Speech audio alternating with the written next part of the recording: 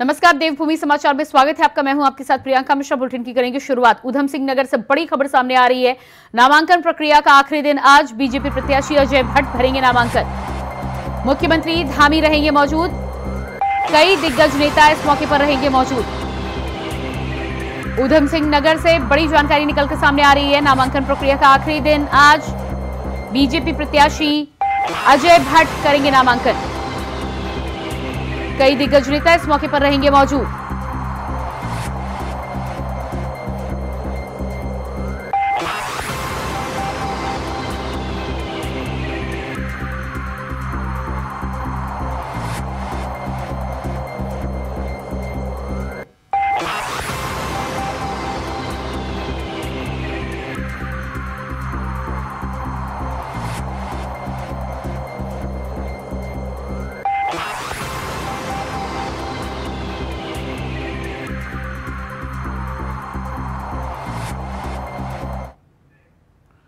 और उसके बाद अगली खबर भी उधम सिंह नगर से सामने आ रही है। नामांकन प्रक्रिया के आखिरी दिन कांग्रेस प्रत्याशी प्रकाश जोशी करेंगे नामांकन। नेता प्रतिपक्ष यशपाल आर्य रहेंगे मौजूद।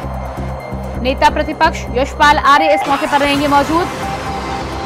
उधम सिंह नगर से बड़ी जानकारी निकलकर सामने आ रही है। नामांकन प्रक्रिया का आज आखिरी दिन। एक तरफ बीजेपी की प्रत्याशी अजय भट्ट तो दूसरी तरफ कांग्रेस प्रत्याशी प्रकाश जोशी करेंगे नामांकन। नेता प्रतिपक्ष यशपाल आर्य इस मौके पर रहेंगे मौजूद। साथ ही बड़ी संख्या में रहेंगे कांग्रेसी कार्यकर्ता। उधम सिंह नगर में आज नामांकन की प्रक्रिया होनी है। नामांकन प्रक्रिया का आखिरी दिन है। बीजेपी प्रत्याशी अजय भट्ट, दूसरी तरफ कांग्रेस प्रत्याशी प्रकाश जोशी करेंगे नामांकन। दोनों ही पार्टियों के दिग्गज नेता इस मौके पर रहेंगे मौजूद।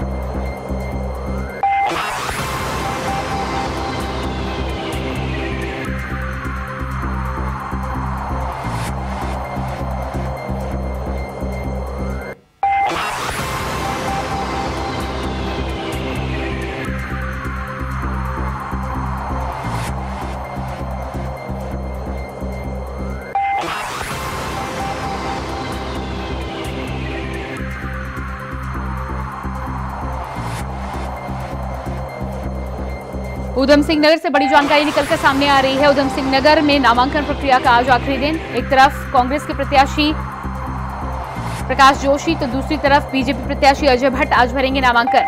दोनों ही पार्टियों के बड़े और दिग्गज नेता इस मौके पर रहेंगे मौजूद।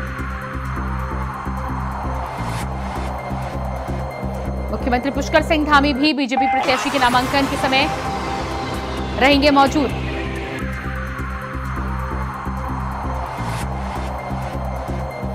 तो उत्तराखंड में पहले चरण के चुनाव के लिए नामांकन प्रक्रिया का आज आखिरी दिन है। नामांकन प्रक्रिया के आखिरी दिन आज बीजेपी और कांग्रेस दोनों के ही प्रत्याशी अपना नामांकन दाखिल करने के लिए पहुंचेंगे कलेक्ट्रेट। और इसके बाद हरिद्वार से बड़ी खबर सामने आ रही है। कांग्रेस प्रत्याशी वीरेंद्र रावत करेंगे नामांकन। चुनाव कार्यालय में होगा नामांकन। चुनाव कार्यालय में होगा नामांकन। नामांकन से पहले करेंगे रोड शो। नामांकन से पहले करेंगे रोड शो। हरिद्वार से बड़ी खबर।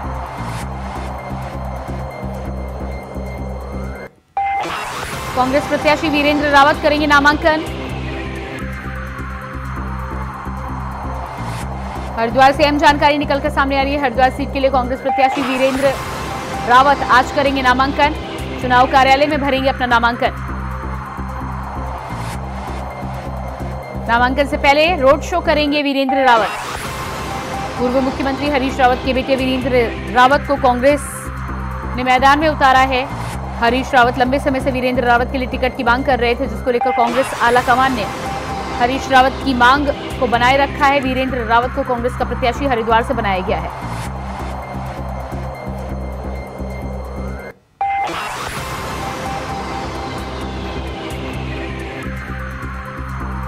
और इसी खबर पर हरिद्वार से हमारे साथ संवाददाता विकास चौहान फोन लाइन पर जुड़ चुके हैं। जी विकास, जिस तरह से वीरेंद्र रावत आज नामांकन भरेंगे, कांग्रेस के कई दिग्गज नेता भी इस मौके पर पहुंचेंगे, क्या कुछ जानकारी है? कितनी भीड़ के साथ भरेंगे नामांकन? जी बिल्कुल, आज जिस तरह से कांग्रेस के जो प्रत्याशी हैं, हरिद्वार लोकसभा सीट के जो प्रत्याशी हैं, हरीश रावत के जो पुत्र हैं और वीरेंद्र रावत, वो आज यहाँ पर नामांकन करेंगे। जिससे पहले वो आज हर की पेड़ी पहुंचे, जहाँ उन्होंने भी गंगा भोजन किया। जिसके बाद अब उनका रोड शो यहाँ पर कुछ देर में शुरू होगा। जो पूरे हरिद्वार जो हरिद्वार की विधानसभा, शहर विधानसभा है और जालापुर विधानसभा है, वो वहाँ पर अपना ये शक्ति प्रदर्शन करते हुए रोशनाबाद जो जिला निर्वाचन कार्यालय है वहाँ पहुंचेंगे और लगभग 3 बजे के आसपास वो नामांकन यहाँ पर करेंगे। अगर हम बात करें बड़े नेताओं में तो हरीश रावत खुद उनके साथ यहाँ पर रहने वाले हैं। हालांकि और जो प्रदेश अध्यक्ष हैं वो उनके रहने की अभी बताई जा रही है, लेकिन कंफर्म है वो अभी नहीं हो पाया। हालांकि हरीश रावत खुद उन जो पूरी उनकी कमान है, अपने पुत्र की जो प्रचार की कमान है, वो खुद हरीश रावत ने यहाँ पर संभाली हुई है सारी हर जगह। क्योंकि जब से नामांकन जब से उनका नाम यहाँ पर कांग्रेस पार्टी ने फाइनल किया है, तभी से हरीश रावत लगातार उनके साथ यहाँ पूरी लोकसभा क्षेत्र में यहाँ पर भ्रमण करते हुए दिखाई दे रहे हैं और प्रचार करते हुए साथ साथ दिखाई दे रहे हैं। उनका ये हरीश रावत का मानना है कि वो अपने इस तरह से अपने पुत्र की जो लॉन्चिंग है या उनका जो प्रचार है वो खुद अपने बलबूते यहाँ पर करना चाहते हैं। हालांकि उन्होंने जिस तरह से उनको पार्टी का टिकट देने की खुद मांग कर रही थी, लेकिन अपने पुत्र की वकालत उन्होंने लगातार करते रहे थे, जिसके बाद पार्टी ने उनके पुत्र पर ही को ही यहाँ पर टिकट दिया है। तो कह सकते हैं कि अपने पुत्र को यहाँ पर जिताने की हर संभव जो प्रयास है लोगों के बीच जाने की उनसे वोट मांगने के वो हरीश रावत लगातार यहाँ पर कर रहे हैं। और आज शक्ति प्रदर्शन इस तरह से रहने वाला है, क्योंकि नामांकन से पहले यहाँ ऋषिकुल ग्राउंड से उनका जो रैली है वो यहाँ से निकलेगी और विभिन्न क्षेत्रों में यहाँ पर जाते हुए तब वो नामांकन के लिए यहाँ पर पहुंचेंगे। तो कह सकते हैं नामांकन से पहले वो अपना शक्ति प्रदर्शन यहाँ पर करना दिखाना चाह रहे हैं। जी बिल्कुल। भारतीय जनता पार्टी से मुकाबले की बात करें तो किस तरह का मुकाबला नजर आ सकता है हरिद्वार में? देखिए, दो बड़े नाम यहाँ पर हैं, चाहे वो त्रिवेंद्र सिंह रावत हो चाहे हरीश रावत हो। हालांकि टिकट जरूर वीरेंद्र रावत को मिला है, लेकिन अगर हम आमना सामने की बात करें तो हरीश रावत और त्रिवेंद्र रावत के बीच ये मुकाबला माना जा रहा है, क्योंकि दोनों ही पूर्व मुख्यमंत्री हैं और दोनों ही बड़े नाम हैं। हालांकि ये समीकरण कुछ अलग हो सकता था कि अगर हरीश रावत को टिकट पार्टी देती, यही मानकर इसी को लेकर ही शायद मंथन लगातार बहुत देर तक चला है। लेकिन अब जब खुद कमान हरीश रावत ने संभाली है लगातार, और जिस तरह से त्रिवेंद्र रावत कहीं ना कहीं अभी तो फिलहाल आगे दिखाई दे रहे हैं, क्योंकि उनका प्रचार पहले ही दिन से यहाँ पर शुरू हो गया था। लगभग 1 हफ्ता उनका प्रचार तो हो गया है और उन्होंने पूरी लोकसभा जो क्षेत्र है उसको यहाँ पर अगर हम बात करें तो एक नज़र में उन्होंने कवर भी उसको कर लिया है। जी बिल्कुल विकास, इस तमाम जानकारी के लिए बहुत शुक्रिया आपका। और इसके बाद बात करेंगे अगली खबर की। उधम सिंह नगर से बड़ी खबर निकलकर सामने आ रही है। नामांकन प्रक्रिया का आखिरी दिन आज। बीजेपी प्रत्याशी अजय भट्ट करेंगे नामांकन। मुख्यमंत्री धामी भी इस मौके पर रहेंगे मौजूद। कई दिग्गज नेता नामांकन प्रक्रिया के समय रहेंगे मौजूद।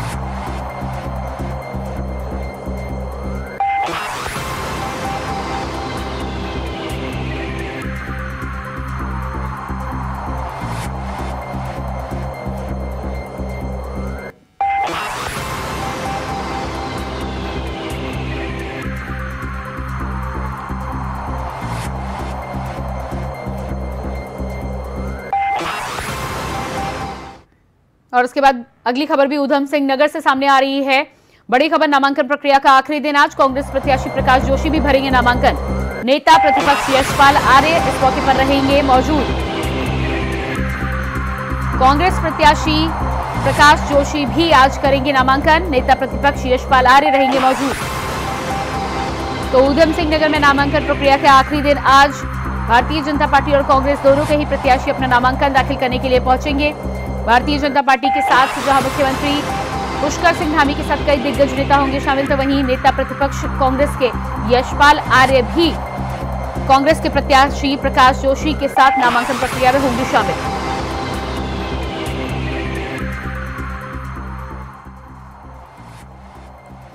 कांग्रेस प्रत्याशी प्रकाश जोशी आज भरेंगे अपना नामांकन प्रक्रिया का आखिरी दिन।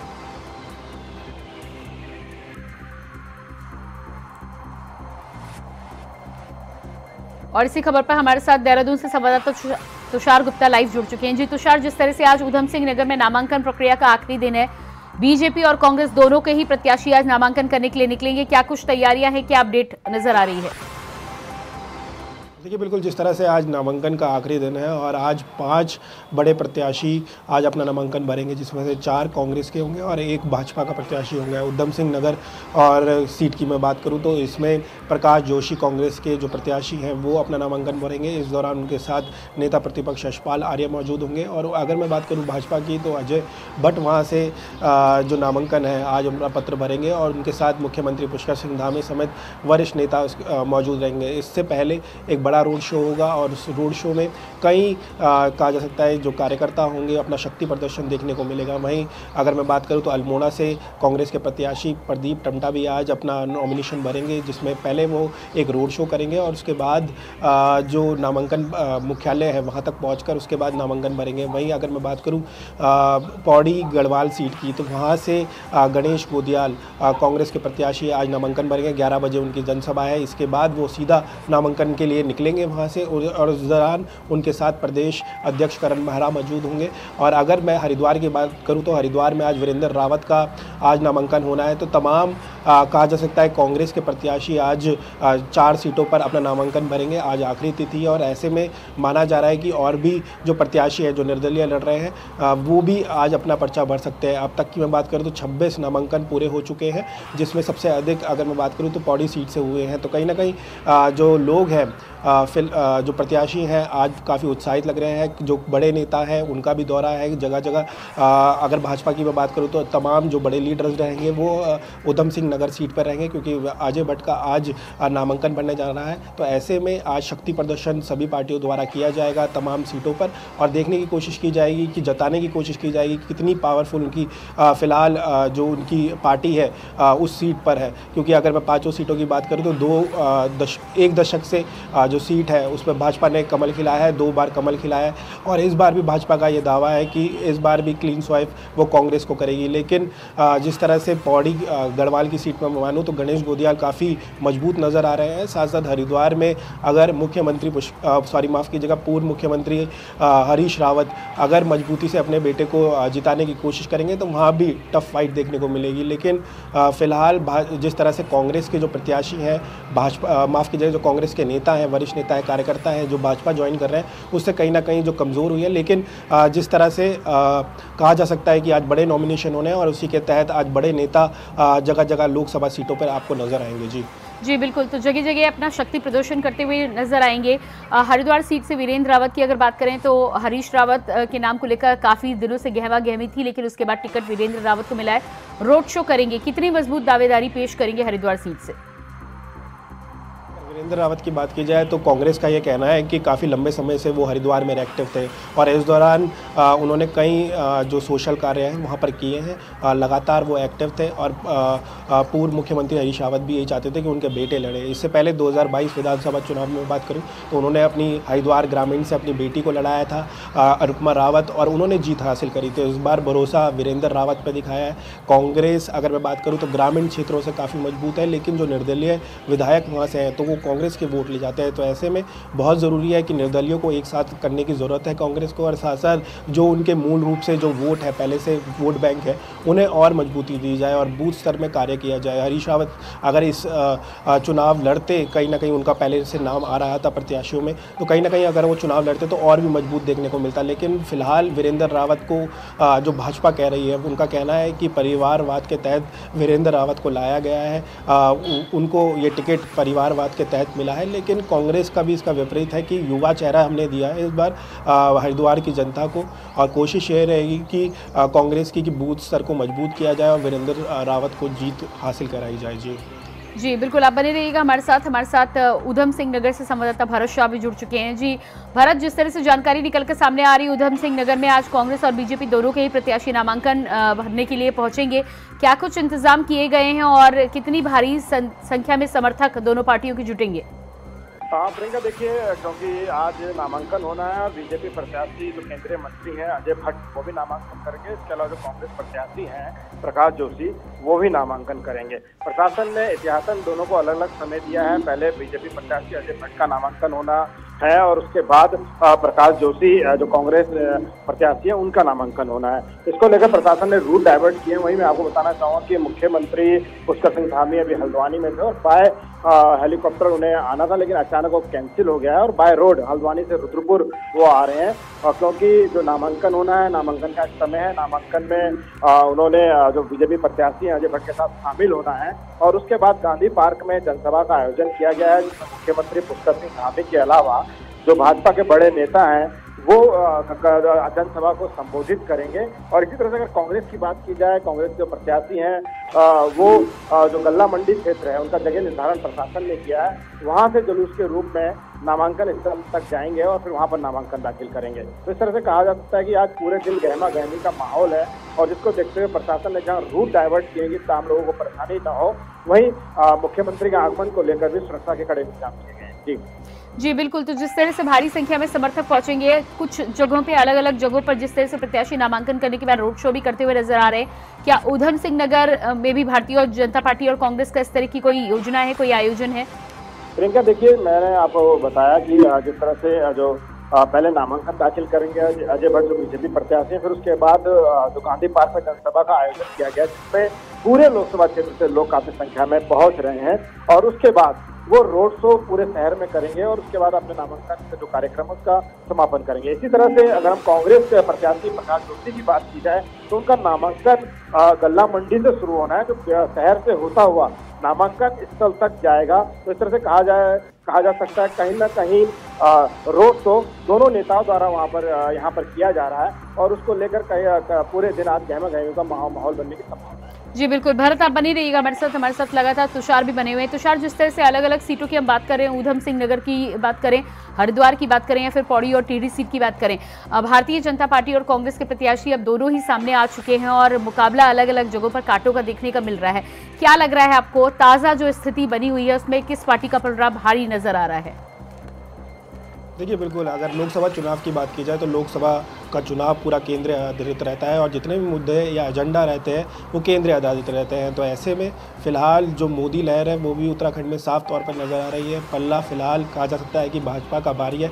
कहीं जगह हमें टफ फाइट्स देखने को मिलेंगी, जिसमें पौड़ी और हरिद्वार सीट हो सकती है, क्योंकि दोनों ही सीटों पर कहा जा सकता है कि भाजपा ने अपने प्रत्याशी बदले हैं और ऐसे में जो उनके सामने हैं वो भी कहा जा सकता है कि रोचक मुकाबला देखने को मिलेगा। अल्मोड़ा सीट की मैं बात करूँ तो 2009 से लेकर यहाँ पर जो प्रत्याशी रहे हैं कांग्रेस और भाजपा के, वो दोनों एक जैसे ही रहे हैं। जहाँ पर अगर अजय भट्ट की बात करूँ तो 2009 से वो चुनाव लड़ रहे हैं। 2009 से ही प्रदीप टम्टा जो आज नामांकन भरेंगे वो भी चुनाव लगातार लड़ते हुए नजर आ रहे हैं। अगर 3 बार की फाइट करो, क्योंकि 2009 से इन्होंने 3 बार चुनाव लड़ा है। 2009 में प्रदीप टम्टा को जरूर जीत हासिल हुई है, लेकिन 2014 से 2014 और 2019 का चुनाव प्रदीप टम्टा ने अजय टम्टा ने अपना चुनाव जीता है, भारतीय जनता पार्टी को वो सीट दी है। तो कहा जा सकता है कि 2-1 का ये पूरा रेशो चल रहा है। माना जा रहा है कि प्रदीप टमटा और मजबूती से लड़ सकते हैं। क्या वो 2-2 को बराबर कर लेंगे? क्या प्रदीप टमटा इस बार उसको बराबरी में अजय टमटा की जो जीत का आंकड़ा है उसे बराबरी करेंगे, या फिर एक बार फिर 3-1 से जो अजय टमटा है वो उन्हें क्लीन स्वाइप करेंगे? अब देखना होगा, क्योंकि अल्मोड़ा का जो चुनाव है वो भी SC सीट है और ऐसे में उनका भी जो चुनाव है काफ़ी रोचक रहने वाला है। तो गढ़वाल सीट से मैं मानूं तो पौड़ी और हरिद्वार का काफ़ी रोमांच वाला मुकाबला रहने वाला है, सीधा मुकाबला रहने वाला है। वहीं अगर मैं कुमाऊं क्षेत्र की बात करूं तो अल्मोड़ा का सीट की जो फ्लक्चुएशन है वो देखने को मिल सकती है। तो कहीं ना कहीं तीनों सीटों पर इस बार कड़ा मुकाबला रहेगा, जिसमें अल्मोड़ा, पौड़ी और हरिद्वार ये तीनों सीटें रेड स्पॉट हो सकती है। मतलब अत्यधिक जो वोट्स है उसका परसेंटेज गिर भी सकता है, लेकिन फिलहाल भाजपा पूरे प्रदेश में मजबूत मानी जा रही है। जी बिल्कुल तुषार, जानकारी के लिए बहुत बहुत शुक्रिया। हमारे साथ भरत भी बने हुए थे। भरत, आपका भी बहुत बहुत शुक्रिया। और उसके बाद बात करेंगे अगली खबर की। देहरादून से बड़ी खबर सामने आ रही है। 5 सीटों पर बीजेपी का चुनाव प्रचार तेज। मुख्यमंत्री धामी 5 सीटों पर करेंगे जनसभाएं। प्रत्याशियों के समर्थन में होंगी जनसभाएं। 28 मार्च से जनसभाओं की शुरुआत। हर दिन करेंगे 2 से 3 जनसभा। हर दिन करेंगे 2 से 3 जनसभा। 5 सीटों पर बीजेपी का चुनाव प्रचार प्रसार तेज। मुख्यमंत्री धामी सभी प्रत्याशियों के लिए करेंगे जनसभा। मुख्यमंत्री धामी 5 सीटों पर करेंगे जनसभाएं। 28 मार्च से बीजेपी करेगी जनसभाओं की शुरुआत। हर दिन करेंगे 2 से 3 जनसभाएं।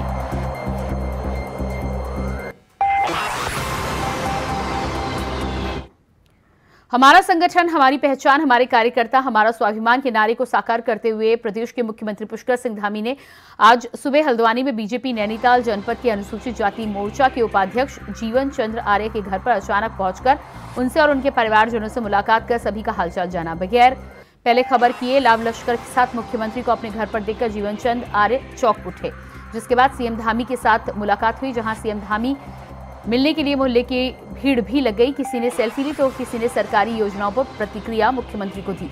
लोकसभा चुनाव की व्यस्तता को देखते हुए मुख्यमंत्री धामी ने मॉर्निंग वॉक के दौरान आमजन से मुलाकात का सिलसिला बरकरार रखा है। सुबह अचानक कार्यकर्ता के घर पहुंचकर सीएम धामी ने परिवार का हालचाल जाना और योजनाओं का फीडबैक लिया।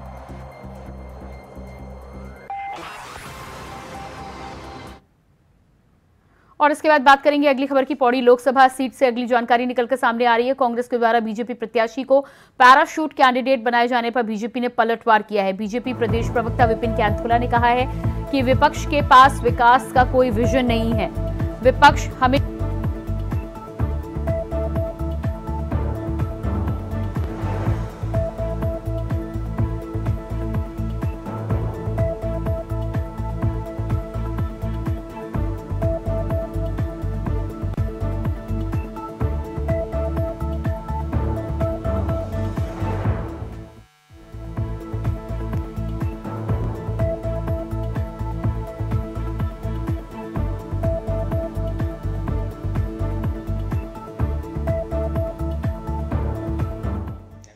कांग्रेस के पास मुद्दा बचा नहीं है।